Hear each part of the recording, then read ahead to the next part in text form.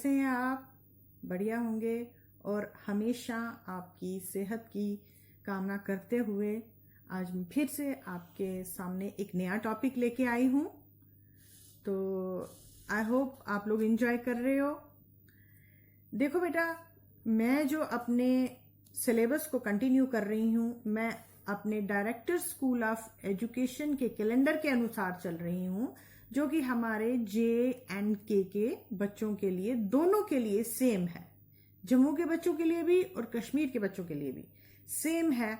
और हमारे director calendar के अनुसार हमने pro section, poetry section, short stories और ग्रामर, वो सब आपके साथ ऑलरेडी पहले मैंने डिस्कस किया। और उसी कैलेंडर के अकॉर्डिंगली आज मैं आपके साथ डिस्कस करूंगी प्रोनाउन। प्रोनाउन जो कि हम बचपन से पढ़ते आए हैं कि है क्या है ये प्रोनाउन। ठीक है बच्चे? तो प्रोनाउन जिसे हम हिंदी में सर्वनाम कहते हैं, तो सबसे पहले हमें उसकी डेफिनेशन का पता होना चाहिए कि ये प्रोनाउन है क्या है। तो सबसे पहले बेटा आप उसकी डेफिनेशन सुनते आए हो हमेशा से। Words used in place of nouns are called as pronouns. जो शब्दों को हम संज्ञा के स्थान पर यूज करते हैं वो सारे क्या होते हैं? प्रोनाउंस होते हैं। जनरली प्रोनाउंस जो हैं हम किस लिए यूज करते हैं? To avoid the repetition of words. किसी चीज को बार बार बोलने से रोकने के लिए हम प्रोनाउंस का यूज करते हैं। जैसे for example, I saw a boy on the roof. ठीक है, ये मैंने सेंटेंस लिया, I saw a boy on the roof, he seem to recognise me. I saw a boy on the roof, he seem to recognise me. मैंने एक लड़के को छत पे देखा, वो मुझे जाना पहचाना लग रहा था। मैंने आपसे बोला मैंने एक लड़के को छत पे देखा, और उस लड़के की जगह दूसरे सेंटेंस में हमने क्या यूज किया? वो। तो इट मीन्स जो ये ही वर्ड यूज किया गया है उस लड़के के लिए, ही सीम टू रिकॉग्नाइज मी, कि वह मुझे जाना पहचाना लग रहा था, तो वो ही क्या है? He is pronoun. क्योंकि हमने उस बॉय की जगह जब ही का यूज किया तो वो एक प्रोनाउन है।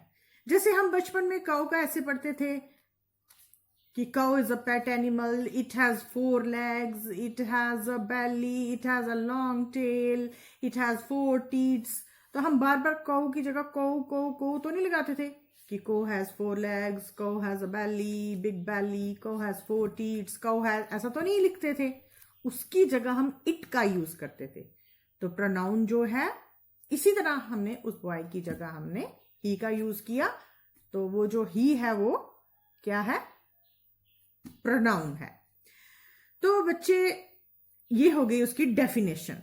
अब मैं आपको उसकी काइंड्स के बारे में बताऊंगी कि how many kinds of pronouns are there.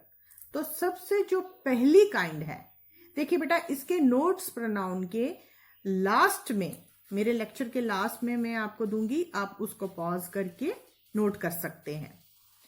तो सबसे बात चल रही थी काइंड्स ऑफ प्रोनाउन की। तो पहली जो काइंड है हमारी प्रोनाउन की वो क्या है?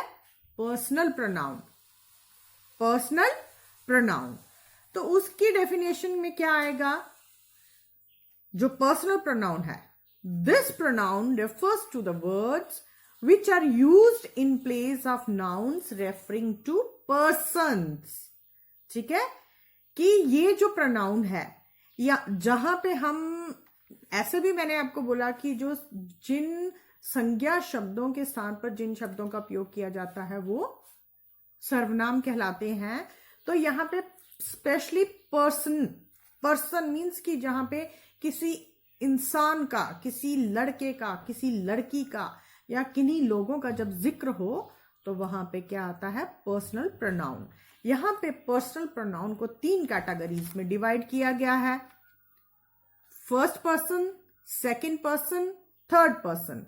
अब फर्स्ट पर्सन की कैटेगरी में क्या क्या आता है? जो बात कर रहा है। ठीक है, जो बात कर रहा है। जैसे अभी मैं आपसे बात कर रही हूं, तो मैं क्या हूं? First person. मैं आप आपसे बातचीत कर रही हूं, मैं फर्स्ट पर्सन हूं, इसलिए मेरे बारे में जो भी वर्ड यूज होगा, जैसे आई, मी, माय, माइन और माई, या प्लूरल में अगर उसको हम ले आर, आज, ये सब क्या है? फर्स्ट पर्सन है। अब आ गई सेकंड पर्सन की बात। आपसे बात कर रही हूं मैं, ठीक है, मैं आपसे बात कर रही हूं ना, तो इसका मतलब सेकंड पर्सन कौन हुआ? आप लोग। जिससे बात की जाए वो कौन होता है? Second person. जैसे इसमें आप कौन हुए? I am talking to you, you people, ठीक है, मैं आपसे बात कर रही हूं, तो इसलिए सेकंड पर्सन है यू, योर्स, और इसमें जो सेकंड पर्सन है यू एंड योर्स ही आएंगे, ठीक है। अब बातचीत आ गई थर्ड पर्सन की। थर्ड पर्सन आएगा स्पोकन अबाउट, कि बात किसके बारे में हो रही है? He, him, she, her, it, its, they, किसी के बारे में भी हो सकती है बात, लड़के के बारे में, लड़की के बारे में, बहुत सारे लोगों के बारे में, तो वो क्या आ गया? थर्ड पर्सन, ठीक है बच्चे। तो इस तरह ये जो तीनों पर्सन्स हैं, इनकी जो केसेस हैं ये अलग होते हैं। जैसे जो ये हमारे फर्स्ट पर्सन के हैं, ये सिंगुलर प्लूरल में जैसे डिवाइड किए गए हैं। आई का प्लूरल हो गया वी, यू, यू जो है वो यू ही रहता है, प्लूरल में भी यू ही रहता है।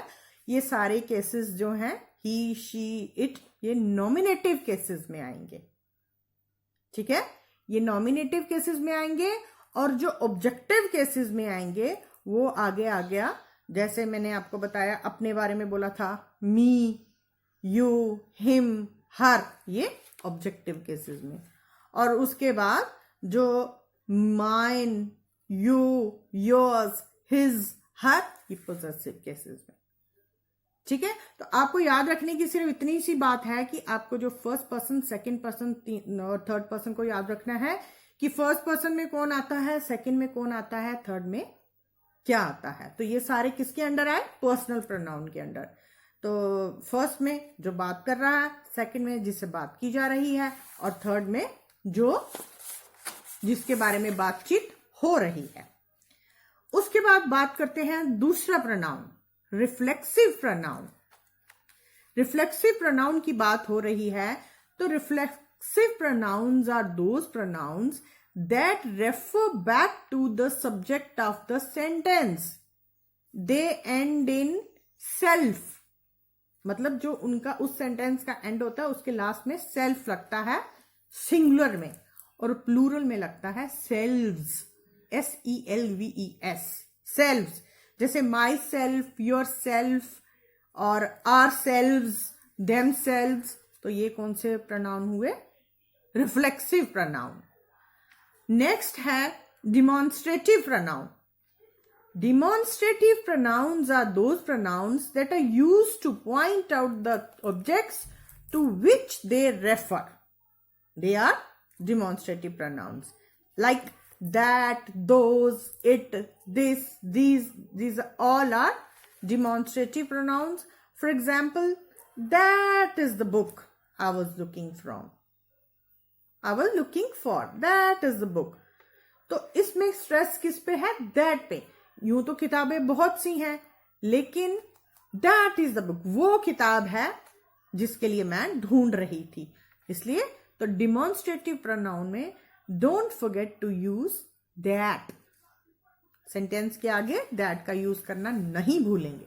तो ये कौन सा हुआ? Demonstrative pronoun. उसके बाद बात करते हैं इनडेफिनेट प्रोनाउन की। इनडेफिनेट प्रोनाउन में क्या है?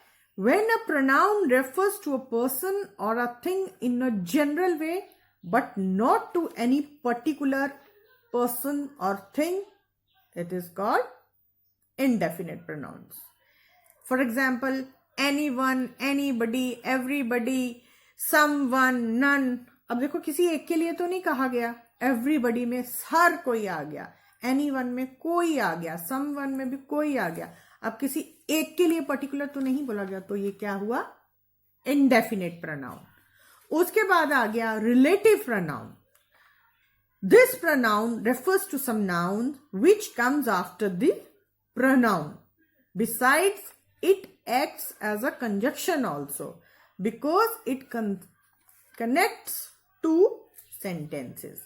जो हमारा रिलेटिव प्रोनाउन है ये इसको हम क्या कह सकते हैं, क्योंकि ये दो सेंटेंसेस को जोड़ता भी है तो it acts as a conjunction also. Relative pronoun जैसे who, whom, which, where, etc. And also इनका यूज करके दो सेंटेंसेस को हम जोड़ते हैं तो ये रिलेटिव प्रोनाउन आएंगे. After that interrogative pronoun.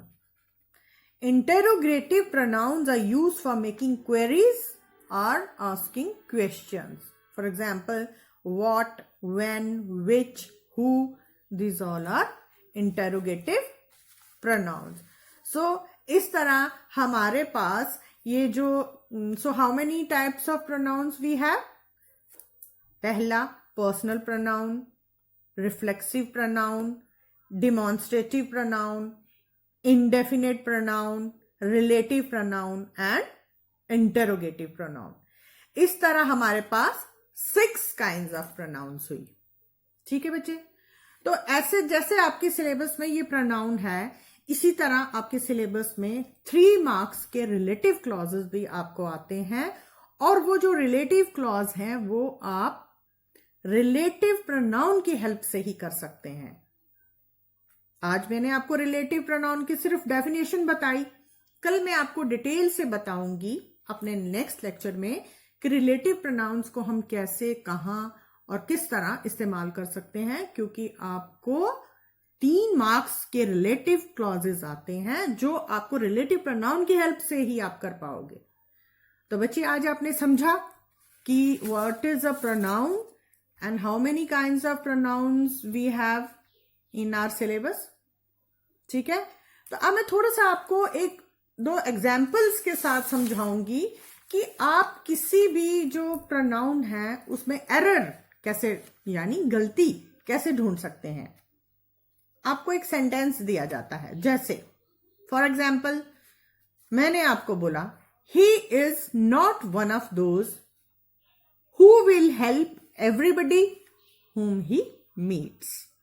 हम इस सेंटेंस को 3 पार्ट्स में डिवाइड करते हैं. पहला, he is not one of those, पहला पार्ट. दूसरा, who will help everybody, दूसरा part. Third, whom he meets. हमने सेंटेंस को 3 हिस्सों में डिवाइड किया. अब आपको इसमें से एरर ढूंढना है. मैंने आपको बोला नोट्स आपको मैं लेक्चर के एंड में दूंगी, आप समझ जाएंगे, लेकिन अभी आप मुझे समझने की कोशिश कीजिए. आपको इसमें कोई एरर दिखा या आपको सुनाई दिया मेरे बोलने में? अब मैं इस सेंटेंस को पूरा बोलूंगी. He is not one of those who will help everybody whom he meets. अब यहां पे कहीं प्रोनाउन की गलती है जो आपको ढूंढनी है. मैं आपको बताती हूं कैसे. देखिए, जो ये सेंटेंस था, the given sentence compares the subject he with a number of people those. मैंने पहले बोला ना he is not one of those, उसको हमने एक पार्ट लिया कि वो उन लोगों में से नहीं है who will help everybody, जो सबकी हेल्प करेगा, whom he meets, कि वो उन लोगों में से नहीं है जो सबकी हेल्प करेगा, जिसको जिसको वो मिलता जाएगा. अब यहां पे जो सेंटेंस था उसका जो सब्जेक्ट था ही, सब्जेक्ट होता है जो फर्स्ट पर्सन होगा. ठीक है. तो उसमें जो है उसने कंपेयर किससे किया गया है? नंबर ऑफ पीपल दोस के साथ. तो इसलिए यहां पे सेंटेंस के एंड में जहां पे लास्ट में उसने बोला where he meets would be replaced by they meet. He की जगह क्या आएगा? दे आएगा. तो यहां पे क्या एरर था? ही नहीं लगना था, यहां पे दे लगना था, क्योंकि यहां पे दोज के साथ उसको कंपेयर किया गया था. तो लास्ट में यहां पे दे लगना था. whom they meet. मीट से एस चला जाएगा क्योंकि प्लूरल के साथ फर्स्ट फॉर्म ऑफ वर्ब लगती है. उसके बाद हम एक और सेंटेंस लेते हैं. Wherever they go the Indians easily adapt to local circumstances. इसी तरह हम इस सेंटेंस को भी पार्ट्स में डिवाइड करते हैं. वेयर एवर दे गो एक part, the Indians easily adapt to दूसरा पार्ट, लोकल सर्कमस्टेंसेस तीसरा पार्ट। अब इसमें आप बताइए कोई मिस्टेक? मैं बताती हूं आपको। देखिए यहां पे sentence refers to a particular set of people, एक पर्टिकुलर ग्रुप मतलब सेट लोगों के बारे में बात की है। किसके? इंडियंस के बारे में। तो यहां पे रिफ्लेक्सिव प्रोनाउन लगेगा देमसेल्फ, किससे पहले? अडेप्ट के बाद में। यहां पे अडेप्ट के बाद में देमसेल्फ वर्ड लगेगा, जैसा कि मैंने आपको काइंस में बताया भी था कि रिफ्लेक्सिव प्रोनाउन की एग्जाम्पल सेल्फ। मैंने आपको रिफ्लेक्सिव प्रोनाउन का बताया था कि that refers to the subject of the sentence, refers back to the मतलब कि जो भी सेंटेंस पीछे मतलब पिछला डिस्क्राइब करे। जैसे कि ये लोगों इंडियंस के बारे में बात की जा रही है कि वो जहां भी जाते हैं वो वहां पे एडजस्ट हो जाते हैं, उसी सिचुएशन के हिसाब से एडजस्ट हो जाते हैं। तो यहां पे ये रिफ्लेक्सिव प्रोनाउन का यूज होगा। अंडरस्टैंड? उसके बाद एक और सेंटेंस लेते हैं। The master did not know who of the servants broke the glass. Who of the servants broke the glass. अब इसको भी 3 पार्ट्स में डिवाइड करो। The master did not know एक part, who of the servants दूसरा part, broke the glass तीसरा part. अब error ढूंढना है आपको, तो इसमें भी हम बड़े ध्यान से देखेंगे और बाद में, जैसा कि sentence refers to a choice among more than 2 persons, यहां पे सेंटेंस में चॉइस दी गई है among more than 2 persons. Servants यानी सर्वेंट्स प्लूरल वर्ड है, यानी एक से ज्यादा थे, तो इसलिए which word will be use in place of who, क्योंकि हु वर्ड तो हम सिंगुलर के लिए यूज करते हैं, तो दो, जहां पे 2 की बात हो वहां पे हम विच का यूज करेंगे। तो इस तरह बच्चे बड़े प्यार से, बड़े आराम से अगर आप धीरे धीरे ग्रामर को समझोगे, इंग्लिश को समझोगे, बहुत ही इंटरेस्टिंग सब्जेक्ट है। और अपने इसी लेक्चर को मैं आगे भी कंटिन्यू करूंगी, आपको आगे मैं रिलेटिव प्रोनाउंस का बताऊंगी। तो आज के लिए यही मेरा आपसे अनुरोध है, विनती है कि कृपया आज के हालात को देखते हुए, आप देख रहे हो कि हमारे विक्टिम्स की रेशो डे बाय डे बढ़ती जा रही है, तो आप कृपया उस चीज को ध्यान में रखते हुए अपने घरों में रहें और स्वस्थ रहें, तंदुरुस्त रहें, ताकि हम अपने अगले लेक्चर को एंजॉय कर सके। और मेरे नोट्स देखना मत भूलिए, अभी लास्ट में आपको स्क्रीन पे ये नोट्स आपके बहुत काम आएंगे। तो get ready for next lecture. Till then, stay home, stay safe.